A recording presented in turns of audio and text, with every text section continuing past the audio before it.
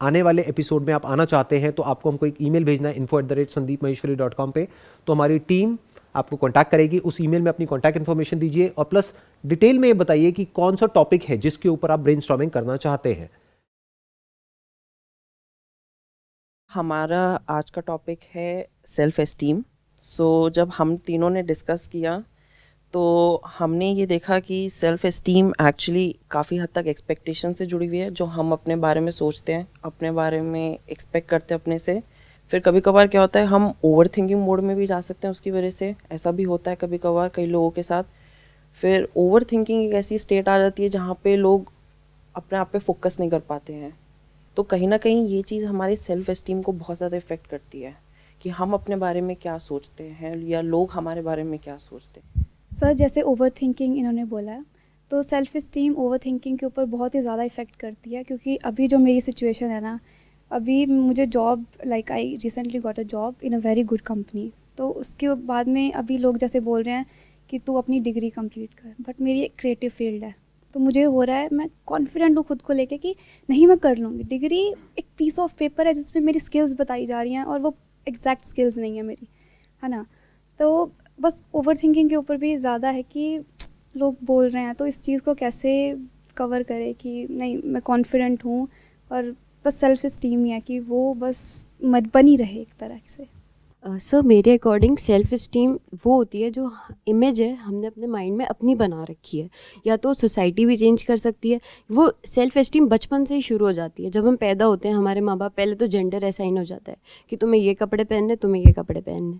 फिर जब हम बड़े होते हैं तो एक्सपेक्ट किया जाता है कि आप कॉलेज में अच्छी डिग्री लेकर आओ, अच्छे मार्क्स से पास आउट करो, फिर आप अच्छे जॉब में लगो। मेरे को ऐसा लगता है हमारे सिस्टम ने हमारी सेल्फ इस्टीम ऐसे बना दी है। मुझे पर्सनली फील होता है कि master of none jack of all. इस टॉपिक में आगे बढ़ने से पहले मैं आप लोगों से ये समझना चाहूँगा कि according to you what is self esteem. आपने कहा कि ये हमारी खुद की एक इमेज है जो हमारे माइंड में होती है। क्या ये सिर्फ एक इमेज है या इसका कोई बेसिस भी है? यानी कि क्या ये इमेज सिर्फ इमेजिनेशन पे बेस्ड है या रियलिटी पे बेस्ड है? सर आई थिंक ये मोर ऑफ मेजॉरिटी इमेजिनेशन पे बेस्ड है। बिकॉज हम कहीं ना कहीं अपने थॉट प्रोसेस में इतना उलझे हुए रहते हैं कि हम एक कहानी बना रखी है अपने आप अपने दिमाग में, जो हम दिन भर किसी ना किसी को सुनाते रहते हैं, या तो दूसरों को सुनाएंगे या खुद को सुनाएंगे।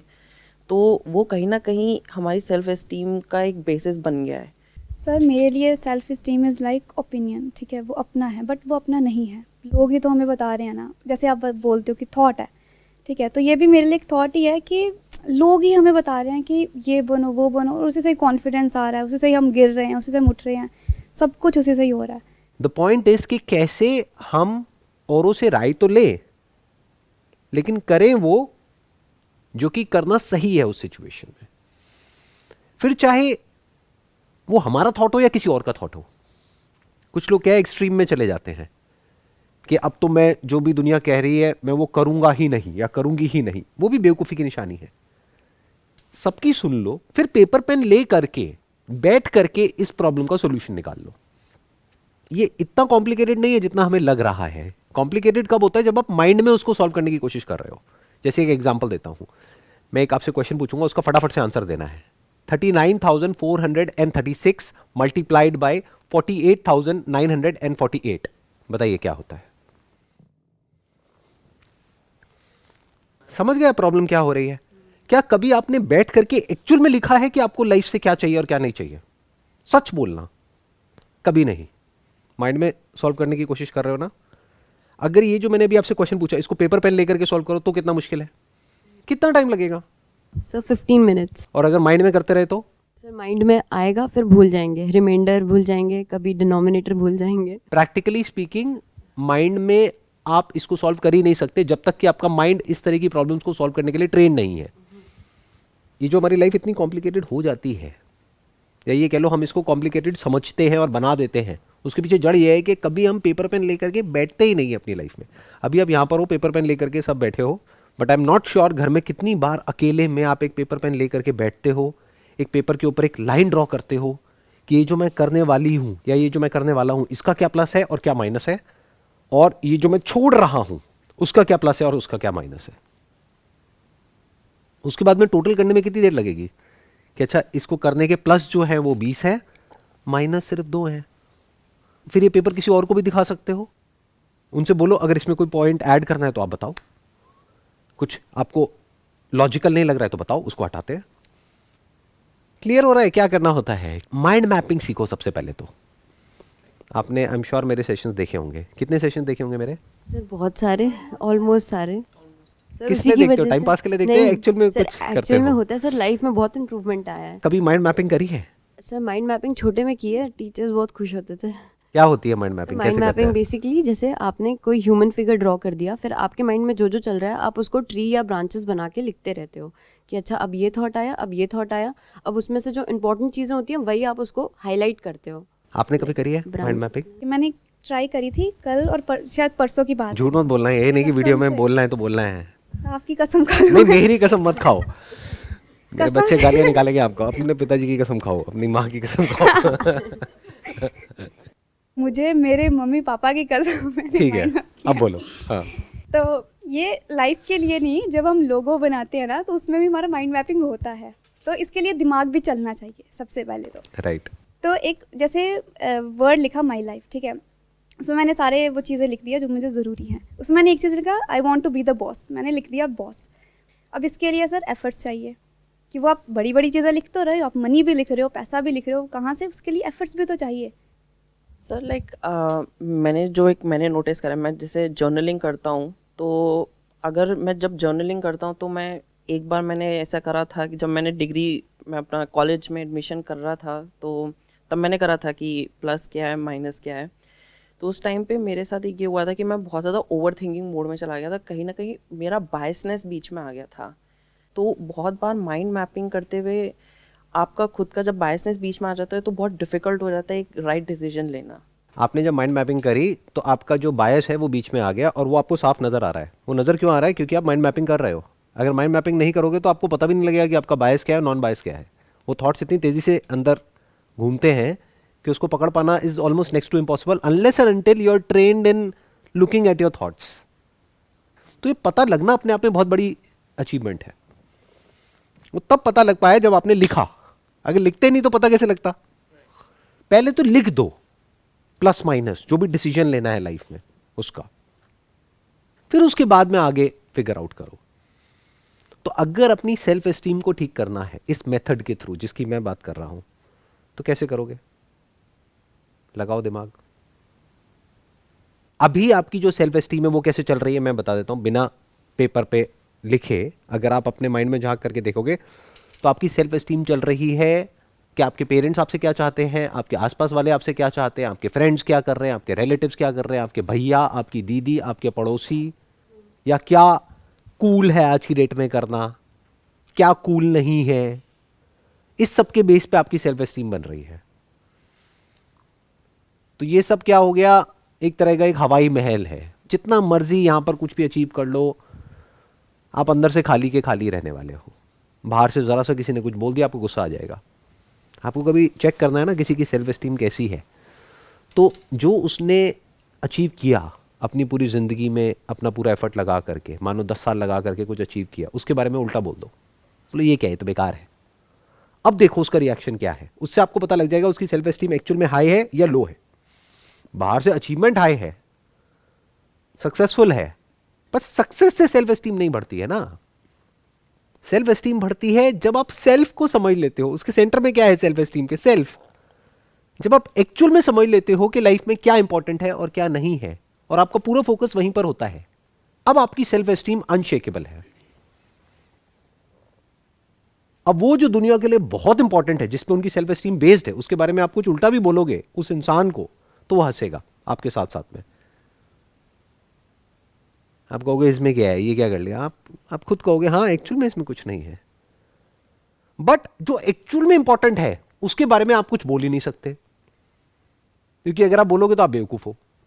फॉर एग्जाम्पल, सेल्फ एस्टीम में जो सबसे इंपॉर्टेंट है वो क्या है? वो आपकी हेल्थ है, फिजिकल हेल्थ। उसी के साथ में जुड़ी है मेंटल हेल्थ। जो लोग इसको दो समझते हैं ना, वो अभी बारीकी से चीजों को समझ नहीं पाए हैं। ये दो अलग अलग नहीं है। फिजिकली आप जितना ठीक होते हो उतना ही साइकोलॉजिकली आप बेटर फील करते हो। साइकोलॉजिकली आप जितना ठीक होते हो उतना ही आप फिजिकली बेटर होते चले जाते हो। तो ये दोनों इंटरकनेक्टेड है, इंटरडिपेंडेंट है, इंटर रिलेटेड है। बट ये तो हमारी लाइफ में कहीं है ही नहीं। आपकी लाइफ में क्या है कि मुझे इतने साल बाद वहां जाना है, वहां पर जब मैं चला जाऊंगा और मैं ये कर लूंगा, इस कंपनी में होऊंगा, मेरा इतना पैकेज होगा, मेरा ये होगा, वो होगा, तब मेरी सेल्फ एस्टीम हाई होगी। ये तो सब हवाई महल है। जब वहां जाओगे तब पता लगेगा वहां पर क्या प्रॉब्लम है, यहां बैठ करके थोड़ी पता लगेगा। अब ये क्वेश्चन पूछना पड़ेगा कि फिजिकल हेल्थ कैसे ठीक होती है और साइकोलॉजिकल हेल्थ कैसे ठीक होती है। जैसे फिजिकल हेल्थ ठीक होती है, सेम उन्हीं प्रिंसिपल्स के बेस पर साइकोलॉजिकल हेल्थ ठीक होती है। Garbage in garbage out. गंद खाओगे तो गंदी बन जाओगे। ऐसे ही होता है हेल्थ के मामले में। फिजिकल हेल्थ इतना तो हमको समझ आता है, 24 घंटे गंद खाते रहो, क्या होगा? गंद हो जाएगी बॉडी, अंदर से भी बाहर से भी। क्लियर है? ऐसे ही माइंड का है।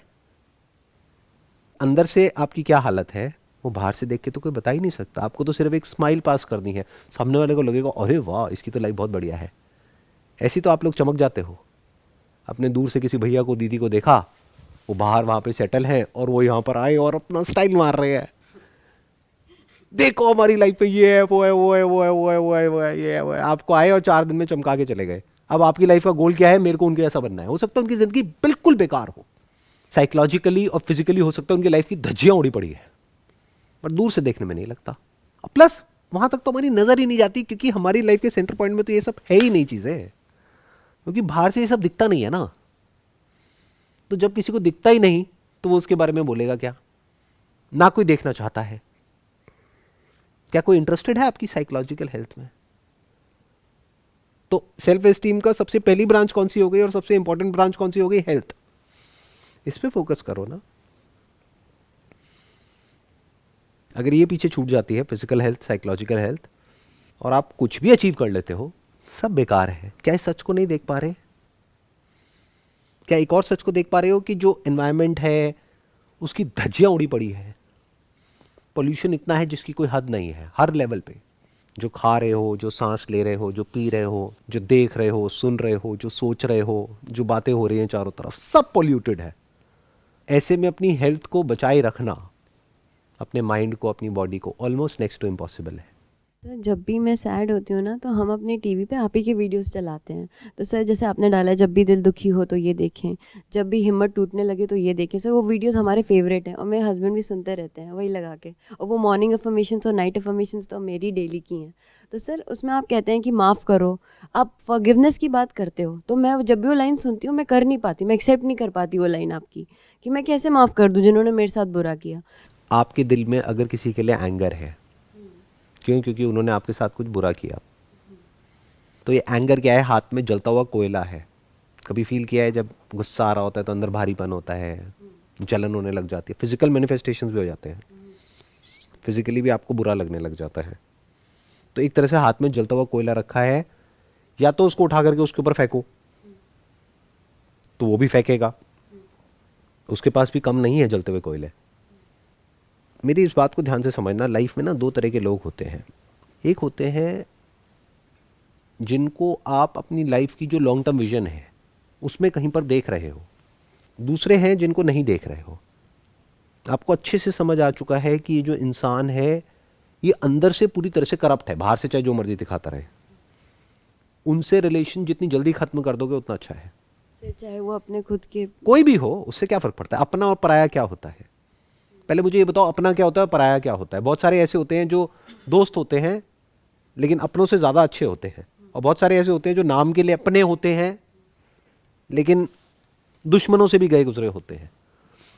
तो इस बात को अच्छे से याद रखो कि अगर लॉन्ग टर्म विजन में आप उनको फिट होते हुए नहीं देखते तो ढोंगी पाखंडी मत बनो, डिस्टेंस मेंटेन कर लो। ना उनसे लड़ो, ना प्यार मोहब्बत की बातें करो, डिस्टेंस मेंटेन कर लो। तो हम टॉपिक से थोड़ा सा भटक गए, वापस से टॉपिक पे आते हैं। तो सेल्फ एस्टीम का एक पिलर हमको मिला जिसको दुनिया की कोई ताकत क्वेश्चन नहीं कर सकती है, जिसके बिना सब कचरा है। मैं कहता हूं आप किसी बहुत बड़ी कंपनी के सीईओ बन गए और फिजिकल हेल्थ की और साइकोलॉजिकल हेल्थ की धज्जियां उड़ी पड़ी हैं, दुनिया की नज़र में आप बहुत कमाल हो, धमाल हो, लेकिन अंदर से खत्म हो, खोखले हो। दैट इज वन, एक पिलर हमको मिला। कोई दूसरा पिलर बताओ जिसको दुनिया की कोई ताकत क्वेश्चन नहीं कर सकती, जिस पे हमारी सेल्फ एस्टीम बेस्ड होनी चाहिए। So for me that is confidence. Confidence कहाँ से आता है? कॉन्फिडेंस तो अभी आपने थोड़ी देर पहले बोला था कि आपका कॉन्फिडेंस हिलता रहता है डिपेंडिंग अपॉन कि बाहर वाले आपको वैलिडेट कर रहे हैं नहीं कर रहे हैं।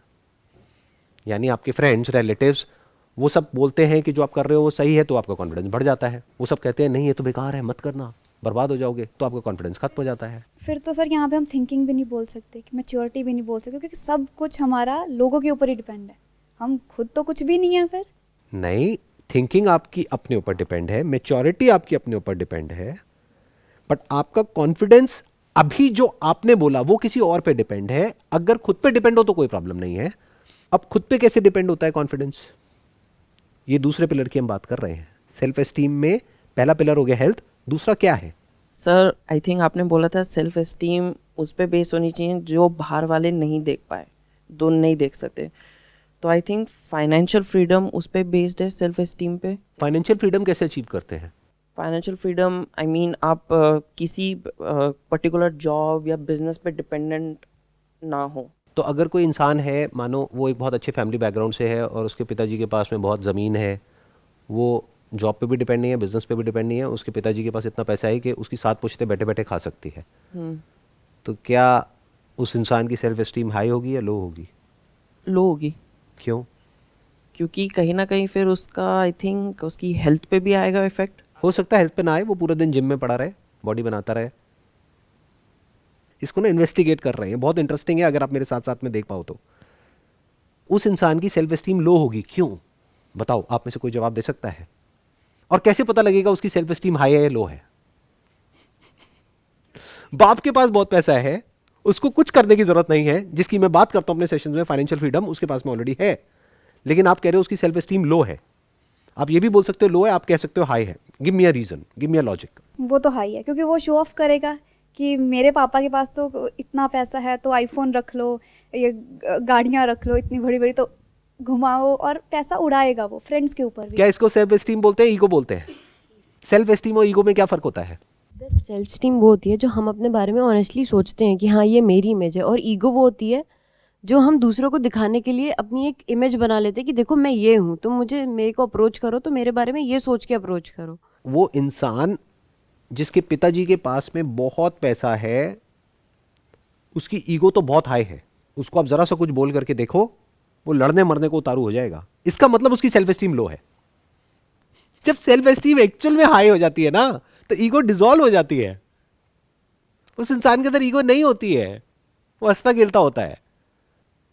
अगर आज वो यहां पर बैठा है और मैं उसको बोलता हूं कि तूने जिंदगी में किया क्या है, जो भी है तेरे पास तेरे बाप का है, तूने तो खुद कुछ किया ही नहीं है, और मैं क्या बोलूंगा, उसका बाप खुद उसको ये बोलेगा, उसको सुनाएगा कि देख मैं वहां से आया था जेब में 20 रुपए लेकर के, और आज देख मैंने क्या कर दिया, अरे तुम्हें तो कुछ पता ही नहीं है, तुम तो बेवकूफ हो। ऐसा होता है घरों में, नहीं होता है? होता है। तो उसकी सेल्फ एस्टीम हाई है, लो है? एंगर हाई है। एंगर कहां से आता है? ईगो से आता है। उसको कुछ बोल के तो देखो, लड़ने मरने पे उतारू हो जाएगा, क्योंकि अंदर से भरा पड़ा है। सेल्फ एस्टीम लो है ना। जिसकी सेल्फ एस्टीम हाई होती है उसके अंदर एंगर नहीं होता है, क्योंकि इमेजिनरी नहीं है ना, रियल है। देखो मैं एक एग्जांपल देता हूं, आई एम नॉट श्योर आप समझ पाओगे या नहीं। एक है आप भगवान में बिलीव करते हो, एक है आप एक्चुअल में जानते हो कि भगवान क्या है। ये सुना है ना कि भगवान हमारे अंदर है, तो आपके अंदर है, आपने ये माना हुआ है या जाना हुआ है? सर माना हुआ है। माना हुआ है। तो जिसने माना हुआ है उसके भगवान के बारे में अगर कोई उल्टा बोलेगा तो वो लड़ने मरने पे उतारू हो जाएगा। तो उसकी ईगो तो हाई है, सेल्फ एस्टीम बहुत लो है।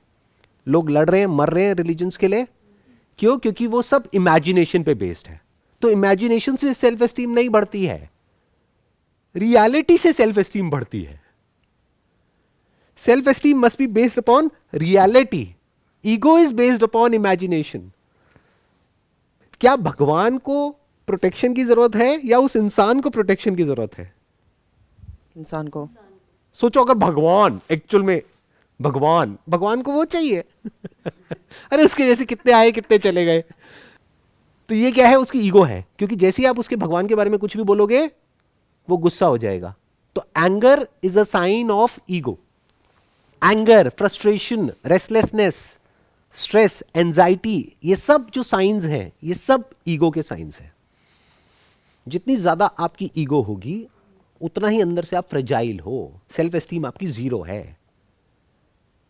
क्यों? क्योंकि कुछ भी जाना तो है ही नहीं। जिसने जान लिया है कि मेरे अंदर ही भगवान है, अब उसके सामने किसी भी भगवान के बारे में आप अच्छा बोलो या बुरा बोलो, वो क्या करेगा? बिल्कुल ऐसा है कि आपके घर में बच्चे हैं, वो बच्चे कुछ भी अजीब सा बोल रहे हैं, तो आप क्या करते हो? उनसे लड़ते हो या हंसते हो? हंसोगे। तो सेल्फ एस्टीम हाई होने का मतलब क्या? आप हंसते खेलते रहोगे। ईगो हाई होने का मतलब क्या? यहां पे सलवटें आनी शुरू हो जाएंगी। एज होती है 40 साल, लगते हैं 60 साल के। देखे ऐसे लोग? मुझे देख के क्यों बोल रहे हो कि हाँ? सर आप तो यंग हो रहे हो डे बाय डे। ठीक आपके सेशंस देखे पहले, अब तो एकदम ना थोड़ी एज लगती नहीं। आपकी कितनी होगी एज? मतलब मैं हार्डली 30-35। दुनिया बोलती है 40 के करीब है, बट वैसे मतलब बिल्कुल नहीं लगते सर, बिल्कुल नहीं। इतनी तारीफ काफी है आज के लिए। हाँ, आगे बढ़ते हैं। तो सर आपने बोला कि सेल्फ एस्टीम का जो फाउंडेशन है वो है कि आदमी को पता लग जाता है सामने वाले को कि उसको गुस्सा आता है या नहीं आता है, अगर उसकी ईगो पे आप छिड़ो। ईगो होती है सेल्फ इमेज पे बेस्ड, और सेल्फ एस्टीम किस पे बेस्ड होती है? रियलिटी पे, कि रियलिटी में वो इंसान क्या है।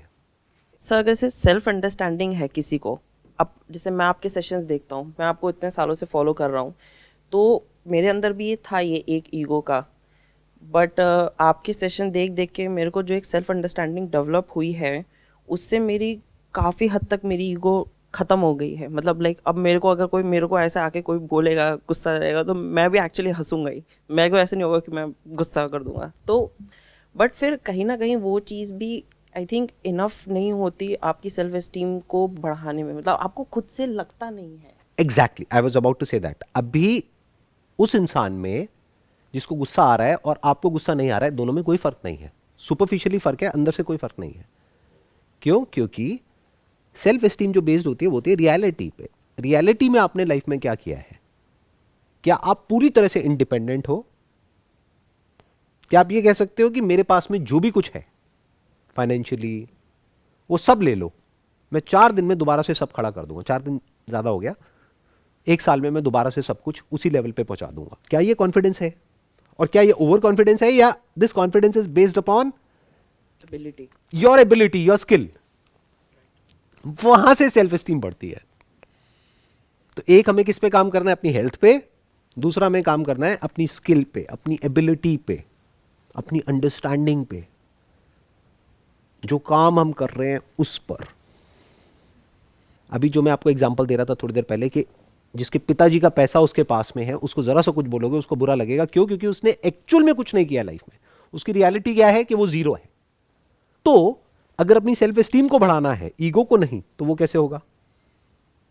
एक्चुअल में लाइफ में कुछ ऐसा करना पड़ेगा कि आपके अंदर ये स्किल होनी चाहिए कि मुझे मिट्टी दे दो, क्ले दे दो, मैं कुछ भी बना दूंगा। सर जैसे सेल्फ एस्टीम है, तो इसमें क्या कोई मैच्योरिटी की भी बात आती है कि, और एक्सपीरियंस जैसे हो गया, तो क्या हम एज वाइज आगे बढ़ते हैं? जैसे अभी आई एम 22, तो मेरी मेंटल वो हेल्थ वैसी हेल्थ नहीं, वो अंडरस्टैंडिंग वैसी नहीं होगी जैसे आपकी है। या तो ये एज क्या मैटर करती है, कि या एक्सपीरियंस ही मैटर करता है? मैंने बहुत सुना कि नहीं एज नहीं, एक्सपीरियंस ही मैटर। तो क्या एज मैटर करती है, या एक्सपीरियंस और मैच्योरिटी को लेके? डेफिनेटली मैटर करती है, क्योंकि ये जो स्किल की हम बात कर रहे हैं, एबिलिटी की बात कर रहे हैं, ये तो टाइम के साथ साथ डेवलप होती है ना। और प्लस क्या होता है, जब हम एक फील्ड में मास्टर बन जाते हैं और हमारे पास में सक्सेस आ जाती है, तो ईगो बढ़ जाती है। तो एज के साथ साथ में क्या होता है कि अगर आप सीख रहे हो, सिर्फ एज से मेच्योरिटी नहीं आएगी। बहुत लोग हैं उनकी एज है 60 साल 70 साल, बिल्कुल इमेच्योर है। मेच्योरिटी आती है लाइफ में नॉन स्टॉप सीखते रहने से। तो ये हो गया तीसरा पिलर सेल्फ एस्टीम का।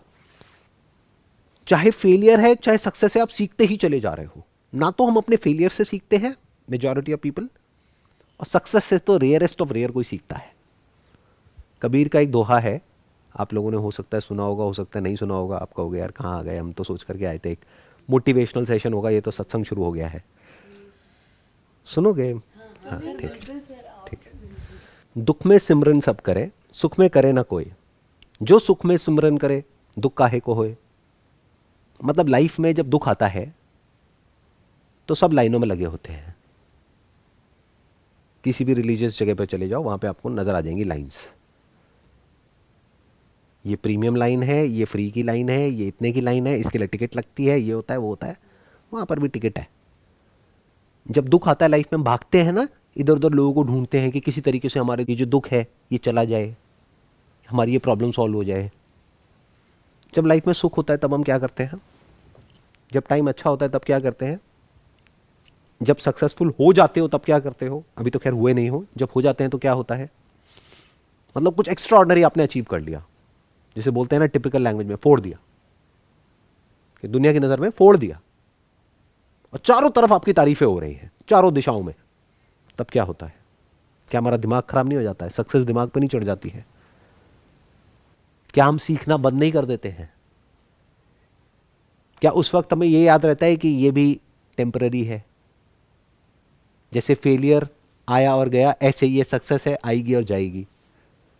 लाइफ में कुछ भी परमानेंट नहीं है, सब आता है चला जाता है। क्या उस वक्त इस तरह की बातें हम अपने आप को बोलते हैं? उस वक्त हम बिजी होते हैं दुनिया में दिखाने के लिए कि देखो मैंने क्या कर दिया।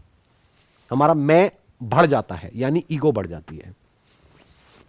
तो इंसान की ईगो सक्सेस से भी बढ़ती है और फेलियर से भी बढ़ती है। अगर ईगो से बचना है तो तरीका क्या है? सक्सेस फेलियर को छोड़ दो। अगर सक्सेस फेलियर को अपने लाइफ में से छोड़ दिया, उसकी इंपॉर्टेंस जीरो कर दी, तो बचा क्या रह गया? आपकी एबिलिटी, आपका काम। सारा फोकस अपने काम पे ले आओ, काम को मजे से करो। ये बात ना सुनने में बड़ी सिंपल लगेगी और आपको लगेगा मुझे समझ आ गया है, बट इसको प्रैक्टिकली लाइफ में अप्लाई करना, उसके लिए you need to have a great deal of intelligence. Sir जैसे सीखना आपने बोला है, तो क्या अब जैसे मेरी कितनी सारी फील्ड्स हैं, अब मैं इसी चीज़ में थोड़ा कंफ्यूज हूँ कि मुझे क्या एक चीज़ में जाना चाहिए या सभी में जाना चाहिए? क्योंकि सभी में जाऊँगी तो सर, क्योंकि हमारे ऐसा है ना कि एक सब्जेक्ट पूरा एक फील्ड है, फोटोग्राफी पूरा एक फील्ड है, और वीडियो एडिटिंग हो गया, सब कुछ पूरा एक फील्ड है, ग्राफिक डिज़ाइनिंग भी सब कुछ। इसको हम स्टडी करने बैठेंगे और मास्टरी करने बैठेंगे तो ये बहुत ही ज़्यादा एक टिपिकल और बहुत ही लॉन्ग, बहुत ही ज़्यादा डीप में है ये चीज़, स्टडी करने बैठेंगे तो इस पर अभी इस एज पे ना बहुत ज़्यादा मत सोचो कि मुझे किस में जाना चाहिए किस में नहीं। एक्सप्लोर करो। जो भी 4-5 ऑप्शंस आपके माइंड में है इसी फील्ड से रिलेटेड, यानी फोटोग्राफी हो गया, एडिटिंग हो गया, एनिमेशन हो गया, सब में हाथ पैर मारो। देखो किस में ज़्यादा इंटरेस्ट आ रहा है, देखो किस में आप अपनी एबिलिटी को एफर्टलेसली और तेज़ी से इंप्रूव कर पा रहे हो, तेज़ी से ग्रो कर पा रहे हो, जिसमें आपको जल्दी से जल्दी बड़ी से बड़ी सक्सेस मिल सकती है। अब ये पॉइंट कॉन्ट्राडिक्टरी हो जाएगा, क्योंकि अभी मैंने कहा सक्सेस फेलियर को छोड़ दो, तो जो बेवकूफ़ लोग होंगे वो क्या करेंगे? वो सक्सेस फेलियर को एक्चुअल में छोड़ देंगे। अरे काम कर क्यों रहे हो? सक्सेस के लिए तो। फाइनेंशियल फ्रीडम जब हम बात करते हैं तो किसकी बात करते हैं? पैसे की। तो छोड़ना मतलब क्या? अंदर की दुनिया में उसको छोड़ दो, वो इंपॉर्टेंट है, लेकिन उसको सर पे मत चढ़ने दो, उसको वहीं तक रखो जहां तक उसकी इंपॉर्टेंस है। जैसे पैसे की बहुत इंपॉर्टेंस है, अगर कोई कहता है पैसा इंपॉर्टेंट नहीं है तो वो बेवकूफ है। पैसा बहुत इंपॉर्टेंट है, बट पैसा लाइफ नहीं है ना, पैसा ही सब कुछ नहीं है ना। इतनी समझ हमारे अंदर होनी चाहिए। पैसा इज जस्ट लाइक पेट्रोल, जैसे मैंने बोला भी है अपने एक सेशन में, बस खत्म। तो पेट्रोल की क्या इंपॉर्टेंस है लाइफ में? पेट्रोल को बैठे बैठे सूंघते रहते हो, पीते रहते हो, क्या करते हो पेट्रोल का? यूज़ डीओ की तरह तो नहीं लगाते ना।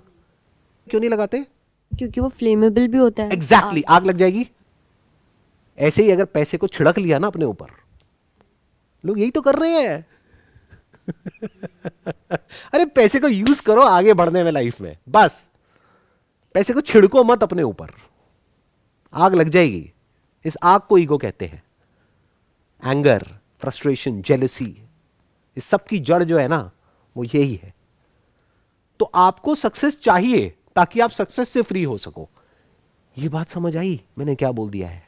आपको फेलियर नहीं चाहिए।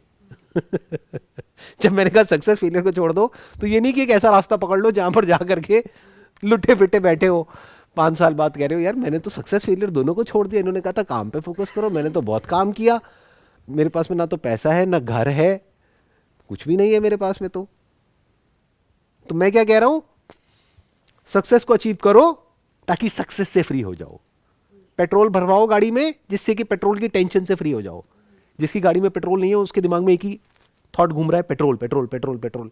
भरवा लो, टंकी फुल करा लो, आगे बढ़ो। जो भी मैंने अभी तक कहा है, अगर उसको मेरे को सम अप करना हो एक लाइन के अंदर अंदर, वो क्या है? 3 चीजें हमको चाहिए अपनी सेल्फ एस्टीम को एक्चुअल में बढ़ाने के लिए। सिर्फ सेल्फ इमेज को बढ़ाने के लिए नहीं, क्योंकि उससे तो ईगो बढ़ जाएगी। सेल्फ एस्टीम को बढ़ाने के लिए क्या चाहिए बताओ, अगर अभी तक सुना है तो? हेल्थ दोनों तरह की, फिजिकल एंड साइकोलॉजिकल। दूसरा ability, and third constant learning. सीखते रहना है। और किससे सीखना है? सिर्फ फेलियर से नहीं, सक्सेस से सीखना है कि सक्सेस कैसे इंसान को करप्ट करती है। अब मैंने तो समझ कर दिया। अगर आप में से किसी के पास में कुछ है जो भी आपको समझ आया है, एक लाइन के अंदर अंदर या 2 लाइनों के अंदर अंदर कुछ बोलना है तो आप बोल सकते हैं। तो sir, like according to me, आपने जो 3 पिलर्स के बारे में डिस्क्राइब करा, आई थिंक वो ओवरऑल पूरा सम अप कर देता है हमारी मेजॉरिटी ऑफ द एक्टिविटीज़ हम जो पूरा करते हैं अपनी ज़िंदगी में, अपने दिन में। एंड कहीं ना कहीं ऑब्जर्वेशन का उसमें बहुत बड़ा रोल है, क्योंकि अगर हम ही होंगे जो ऑब्जर्व करेंगे उसे, कोई और ऑब्जर्व करेगा तो उसका पर्सपेक्टिव बीच में आ जाएगा। तो हमें ही अपना ऑब्जर्वेशन बढ़ाना पड़ेगा और अपने लेंस को हटाना पड़ेगा। एज इट इज़ जो रियलिटी है उसको देखना पड़ेगा। सर मुझे ये समझ आया, सबसे पहले तो आपने स्टार्टिंग में बोला था कि लोग क्या कहते हैं ये सब कुछ, सबसे पहले तो ये अपने दिमाग से हटा दो। फिर आओ अपनी हेल्थ पे, अपने ऊपर वर्क करो, सीखो, काम करो और अपनी सक्सेस फेलियर सबसे सीखो। सर मैंने आपसे ये सीखा आज कि सबसे पहले अगर आपको अपनी सेल्फ एस्टीम को इम्प्रूव करना है तो अपनी मेंटल हेल्थ और साइकोलॉजिकल हेल्थ पे ध्यान दो। क्योंकि अगर साइकोलॉजिकल हेल्थ पे कोई दूसरा भी नहीं सोचेगा, आपको खुद ही सोचना पड़ेगा, तो वो आपके ऊपर है। फिर अगर आपकी ये सारी चीज़ बैलेंस हो गई, फिजिकल हेल्थ, साइकोलॉजिकल, तो आपको वो चीज़ें दिखने लग जाएंगी जो आपकी एबिलिटीज़ हैं। फिर आप उसका ध्यान जब एबिलिटीज़ पे जाएगा तब आपको लगेगा कि हाँ, अगर मेरे अंदर ये क्षमता है तो मुझे इसके अकॉर्डिंग अब यहाँ वर्क करना चाहिए। तो आप लर्न करने लग जाओगे। फिर जब आप लर्न करने लग जाओगे तो आप एफर्टलेस स्टेट में चले जाओगे। और जब आप उस एफर्टलेस स्टेट में चले गए तब आपको समझ में आने लग जाएगा कि आप अपनी लाइफ में जो आपको पाना है, चाहे वो फाइनेंस हो, चाहे वो रिलेशनशिप्स हो, चाहे कुछ भी हो, आप अपनी लाइफ बैलेंस कर पाओगे। Wish you all the very best.